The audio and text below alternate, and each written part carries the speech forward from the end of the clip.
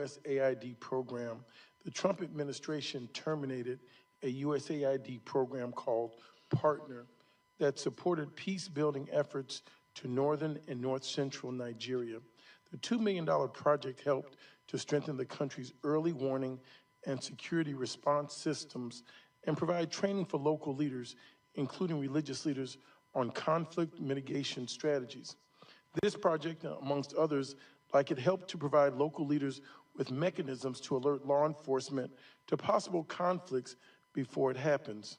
Partner also helped facilitate communications between farmer and herder, community leaders, often individuals from different religious backgrounds, in an attempt to bridge the gap between the two groups. Ms. Arungbo, what are some of these early warning signs of conflict? How would you describe the drivers of conflict in northern and central Nigeria? And to what extent do you assess these stem from religious and climate and resource competition? As I said, the mix of these drivers, it's a mix, and they're complex. Farmer-herder conflict. But we need to take the time and take the step to actually identify which of these conflicts are driven specifically because of disputes between farmers and herders, and then which of these conflicts are just plain old criminality, as some of them are, and then which of those conflicts are actually driven because people might be targeted because of their faith. And I think this is where we miss the point when we do not acknowledge the complexities within Nigeria, when we use a single story to define the conflict. This is why we've not been able to find viable solutions. If we go back, and I believe, Ms. Shen, in the previous panel, we spoke about the Chibok girls. This was an incident that happened in 2014. And just a week ago, we saw another group of school children kidnapped from their schools. Since 2014 till today, we've seen 6 different incidents of kidnapping. And we've had discussions on each and every one of them.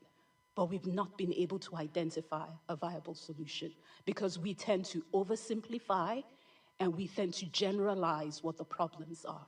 But for every conflict that happens in Nigeria, there are specific drivers, and we have to be able to take the time to identify what the root cause is of. It's Ostinga's biggest ever Black Friday sale. And thank you so much for your testimony. I yield back, Mr. Chairman. Mr. Jackson. Mr. Stutzman. Thank you, Mr. Chairman, and thank you both for being here.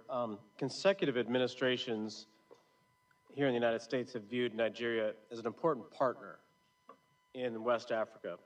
But I would say that our relationship has been less than perfect.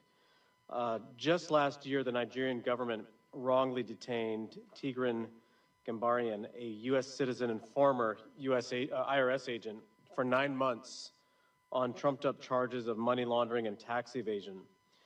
Combining this with the Nigerian government's woefully inadequate response to this violence, I'm concerned that they may not have our best interest at heart. And I'd like both of you to answer this. And Ms. Shea, maybe you can go first, but would you elaborate on the relationship between Nigeria and the United States? Successful immigrant group. So I think that they have a lot to gain, and they know that from a relationship with the United States. I think I'm encouraged that the Nigerian government has an extremely high-level delegation over here talking to the Trump administration about how to improve relations. So that the Nigerian people, for sure, is what it sounds like you're saying, want a relationship with the United States.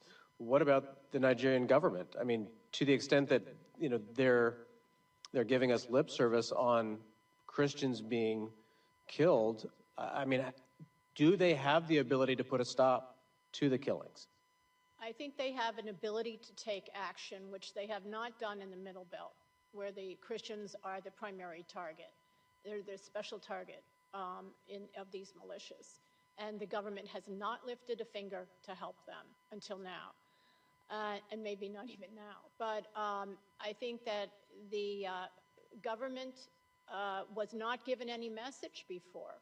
I mean, we really, this is the first year that the first couple weeks the government of the United States has said that there is a problem, that we are not happy. You know, our law, the International Religious Freedom Act, requires us to point them out and put them on the list of the world's worst persecutors of religious freedom, violators of religious freedom.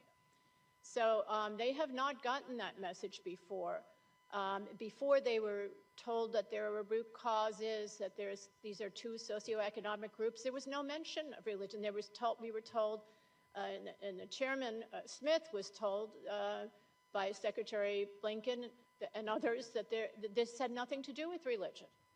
So now we have a new analysis, and I think that we've had a very hopeful response to that. Ma'am, I mean, are we frenemies? Are we, what are we? We're friends. And I'm sorry, I actually missed your original question, if you could repeat. Yeah, I'm just asking, you know, could you elaborate on the relationship between Nigeria and the United States? And do you think that continued inaction on religious freedom issues will harm our relationship going forward? Does Nigeria, are they hearing the messages that are coming from our president, from the United States, about the concern of genocide? And not just, I mean, I realize there's people that are being killed that are both, you know, Christian and non-Christian, but that this sort of violence is just cannot be tolerated. Well, if they weren't hearing it before, they're definitely hearing it now. And I think, as I've mentioned before, there is an opportunity, and an opportunity that should not be missed in the way we convey as the U.S. how we want to work with Nigeria on this issue. The framing of the engagement really matters, and I think this is where we have to be, the U.S. has to be strategic in its partnership. The partnership with Nigeria, as you rightfully mentioned, is one of our most important partnerships on the continent. As was mentioned, by 2050, the population of Nigeria will surpass the population of the United States. So this is definitely a relationship that we have to keep and build to differentiate what are institutional weaknesses and then what is just plain lack of political will. Yeah. And I think there needs to be an admittance Of origin. That is a deep concern, and we're appealing to the country, to the government, I should say, of Nigeria, to rectify that. I also would point out that, you know, there's without objection, I would ask unanimous consent that a op-ed that's in National Review by Maureen Ferguson and Asif Mahmood be included. The title is Nigerian Girls Are Being Kidnapped. Islamic terrorists have inflicted a decade of religiously motivated violence on Christian women and girls. I would note parenthetically that according to Amnesty International, April 2024, that over 1,700 children have been abducted since 2014, since the Chibok girls incident, 17 cases of mass abduction. But it's interesting that this piece that was written, this op-ed, and without objection, it'll be part of the record. Maureen Ferguson was appointed to the commission by Mike Johnson, the speaker. Asif Mahmood was appointed by Hakeem Jeffries. So there you have both sides of the aisle, both sides of the political, ideological spectrum, writing an op-ed about these girls and about this terrible sexual violence. So without objection, it is part of the record. And anything else that you'd like to say before we close? Thank you so much for your leadership, your comments today. I want to thank my colleagues, both sides of the aisle, for their very, very incisive questions. And we have much to do. The hearing is adjourned.